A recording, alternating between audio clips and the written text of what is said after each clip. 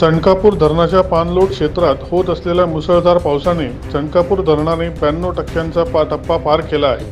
धरणातून 21,914 क्युसेक पाण्याचा विसर्ग गिरणा नदीपात्रात सुरू करण्यात आला आहे। पाण्याची आवक वाढली तर चणकापूर धरणातून नदीपात्रामध्ये टप्प्याटप्प्याने विसर्ग वाढवण्यात येईल। नदीपात्रालगतच्या नागरिकांनी चल मालमत्ता, वाहने, पशुधन, शेती अवजारे सुरक्षित स्थळी स्थलांतरित हलवावे, तसेच नदीपात्रात प्रवेश करू नये, जीवित व वित्त हानी होणार नाही याबाबत सतर्कता पाळावी असे आवाहन प्रशासनाच्या वतीने करण्यात आले आहे। दैनिक भ्रमरसाठी प्रतिनिधी धनंजय बोरसे, कळवण।